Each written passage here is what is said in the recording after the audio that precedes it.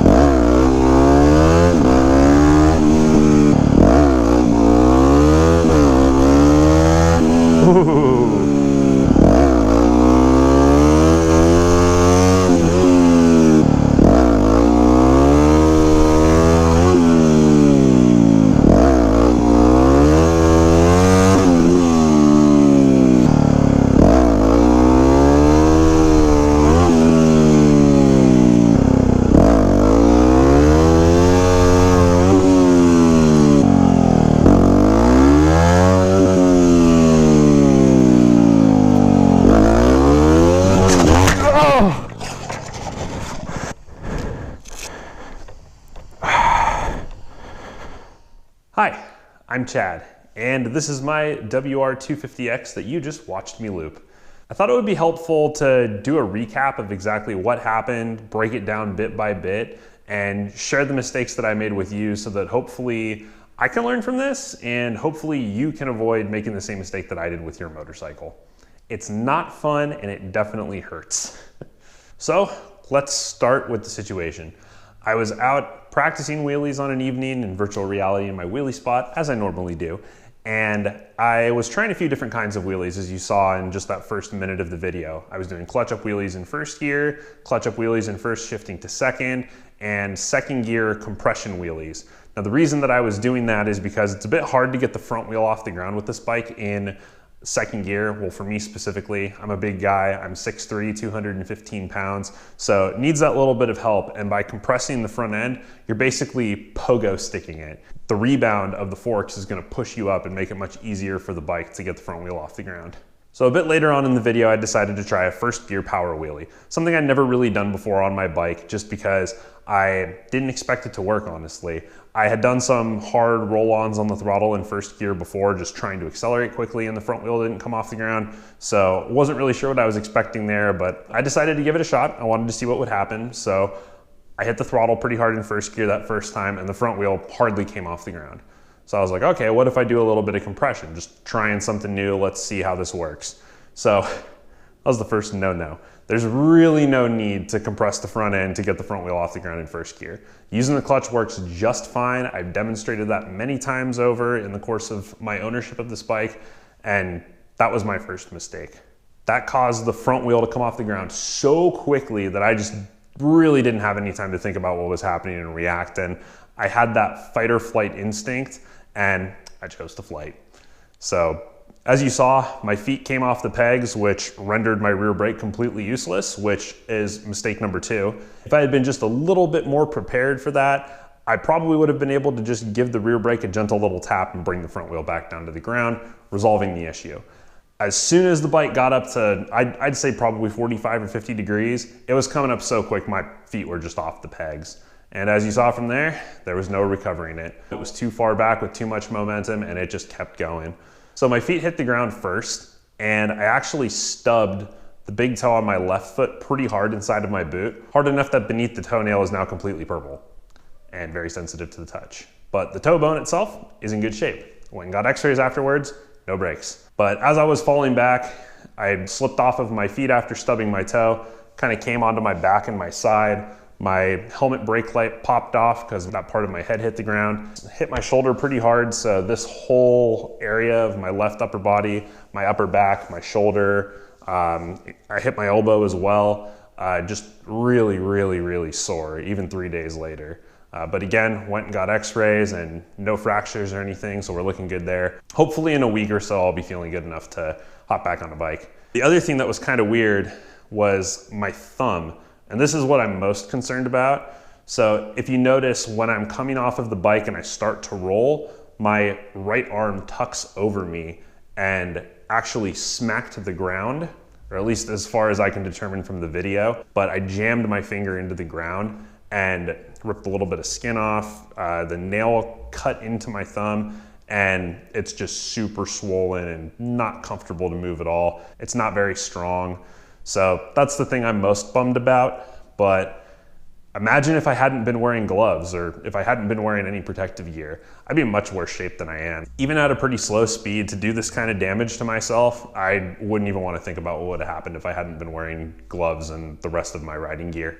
So, moral of my story here, if you're doing first gear wheelies, use the clutch. Really, if you're doing any wheelies, use the clutch. It makes it a lot easier for you to control how quickly the front wheel comes off the ground.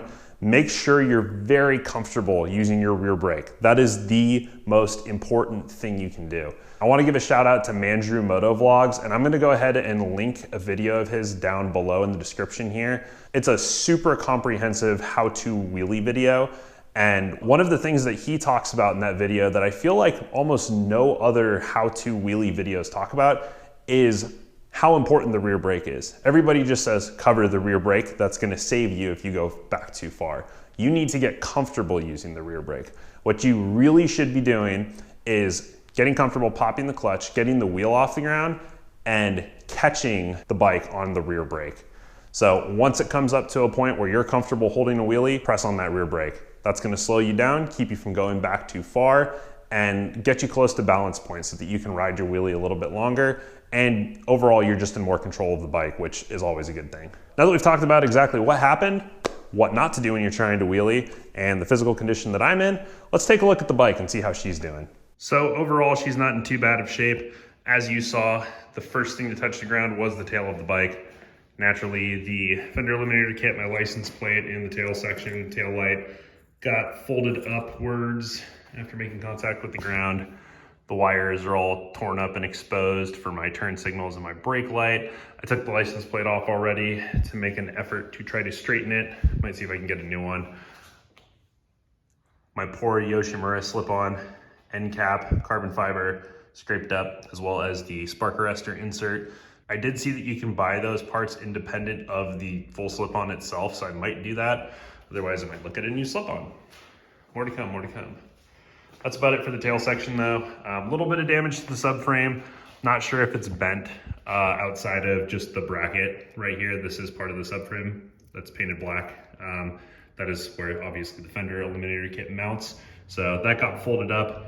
Not sure if I'm gonna be able to bend that back or not. It looks like it probably wouldn't be too hard to do, or I could take it somewhere and get it done. But yeah, subframe right here, a little scraped up. But the bike looks pretty straight, as far as I can tell at least. So I don't know, maybe I'll worry about it later, but obviously need a new tail light, fender eliminator kit and such. So after the tail contacted the ground, she fell on over on her left side. Got a little rash on the swing arm right there, not too bad. Probably sand that down and just put a little bit of touch-up paint on it. Kickstand also got a little scraped up as well. And then my shift lever actually bent and made contact with the engine case first. So I'm not exactly sure how it bent or at what time exactly, but as you can see now, hits the stator cover. So definitely need a new shift lever, or I could try to bend that one back, but I'm probably just gonna buy a new one because they're like 30 bucks and that's easier. Might replace the stator cover. Might not do that immediately just because it's not really that big of a deal to me. I mean, this bike was in pretty good shape and looking great before this, so I don't know. I'll probably do it eventually, but it's just not gonna be a high priority right now. And the last bit of damage is my nice Zeta handguard.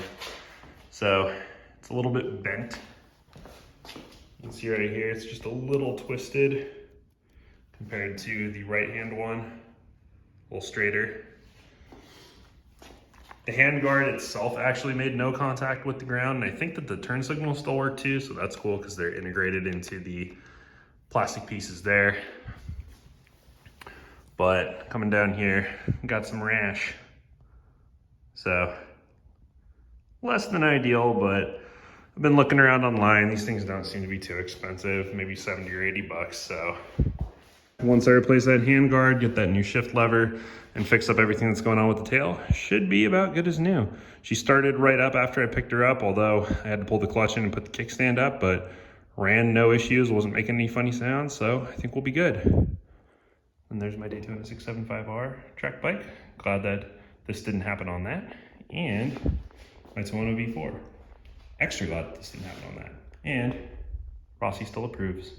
And with that, I'm gonna go ahead and wrap this one up. Big takeaway, one more time, learn how to catch your wheelies on the rear brake. The rear brake is the key to control when you're on the rear wheel. So make sure you've got that down if you're trying to learn wheelies. And if you do wanna go practice, make sure you find a safe place where there's no traffic, no other people, just somewhere where you're less likely to injure somebody else or yourself. Anyways, thank you so much for watching. If you enjoyed this video, I'd appreciate it if you gave me a gentle little click of the like button. Consider subscribing if you'd like to see more motorcycling content. I was planning on going and racing my Triumph Daytona 675R at the last AFM round of the season at Buttonwillow next weekend, but given my physical condition, I don't think that that's gonna happen.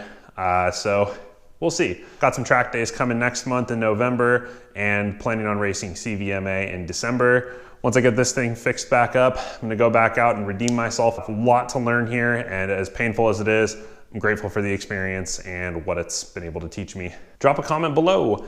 Have you looped a bike before? Are you trying to learn how to wheelie? Do you know how to use the rear brake well? Is this news to you? Let me know. Let's talk about it down below.